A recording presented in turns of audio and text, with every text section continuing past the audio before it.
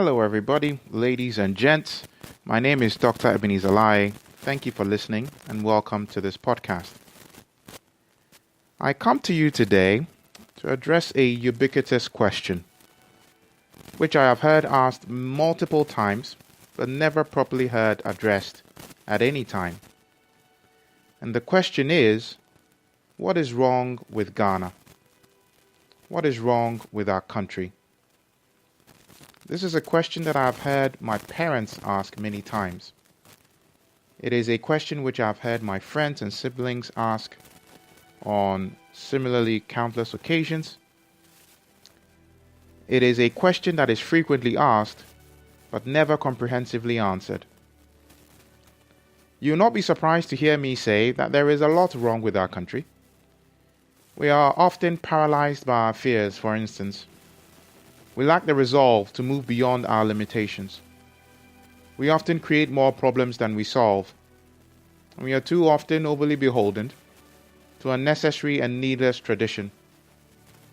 We often lack the will to drive the change we realize is within our reach, and are sometimes too happy to wait, to sit still, or to stand pat and have someone else do all of the heavy lifting for us. We have on countless occasions missed the opportunity to shape situations, to be proactive in preventing disasters, curbing the spread of disease, and in short, organizing our affairs in a manner befitting an ambitious nation. We are often too forgetful of our past. We forget that we were the first to claw out of the darkness and shine the light towards freedom for a people oppressed on a continent oppressed. We too often forget that we are the heirs of Nkrumah, Oforiatta, Dankwa, Casely Hayford, Adjete, Atipo, Yaa Santewa, amongst many others. We forget that we have done great things before, and we can therefore do great things again. We too often fail to learn from our mistakes, which means that we needlessly suffer similar fates time and again. We are too often frustrated by the enormity of our problems, too willing to resign ourselves to accept our unacceptable state of affairs, with the usual remark which says that, well, this is Ghana. This is how Ghana is. Let us accept the status quo and move on. Our politics is often too toxic. Good men and women who want to do the right thing for Ghana are branded as uncooperative and unreasonable, and are often targeted for ridicule. Our politicians exploit ethnic divisions to further their own agendas. Our elected officials too often forget that they occupy sensitive fiduciary positions of trust, and that their only obligation is to the people for whom they are morally bound to serve and for whom they are morally bound to provide.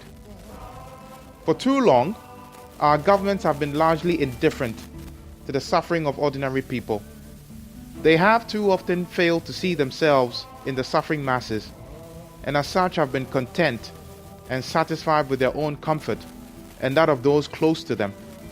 The opportunities which ought to have been for the many have been restrictedly reserved for the few, and too many of our people have lived and died under a corrupt and dehumanizing social system which rewards popularity over ability. We've had too many years of caretaker governments and politicians who ignore problems and avoid opportunities.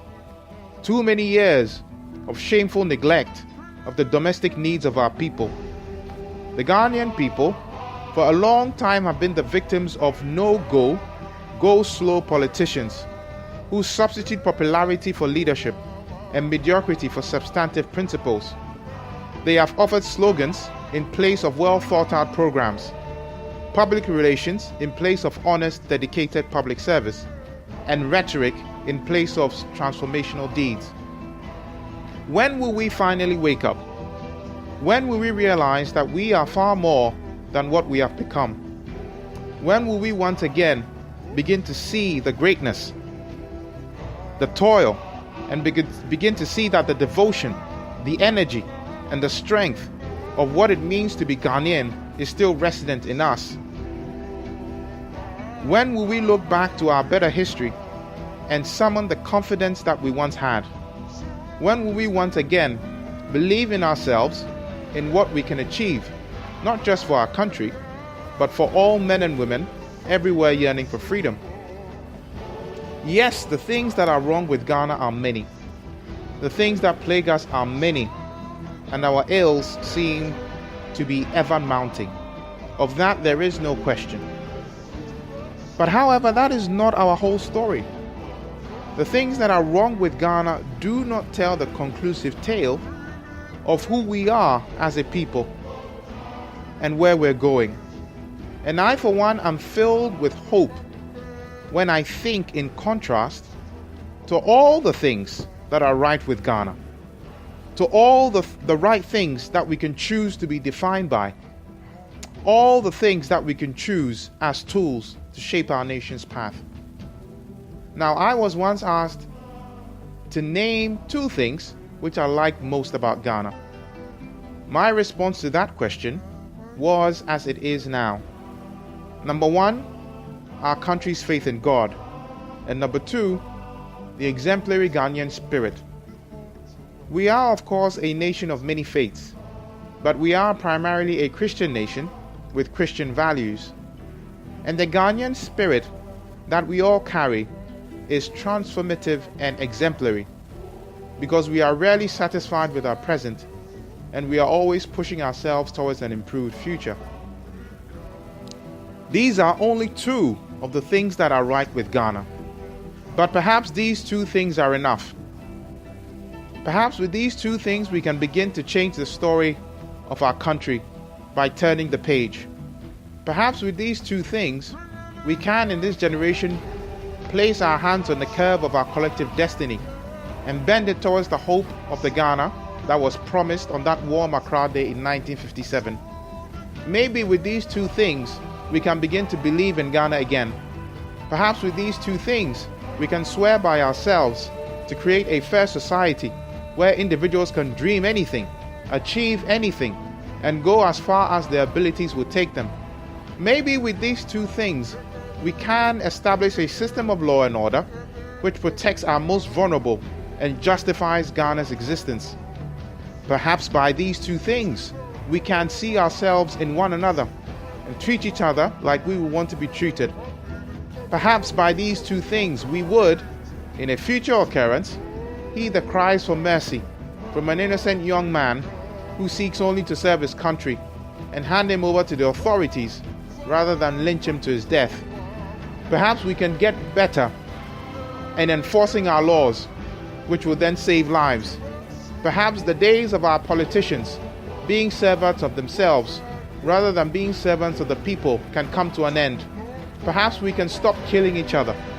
Perhaps we can stop robbing each other and depriving each other of the greatness that we all agree Ghana must have. Perhaps we will one day have the sense to elect the transformational leader that we have lacked since 1966. Perhaps we will one day have a political class which works to bring us together rather than dividing us. Perhaps we can begin to realize that our destinies are stitched together as those 3 bands of color and that one big bright star that lights up our flag.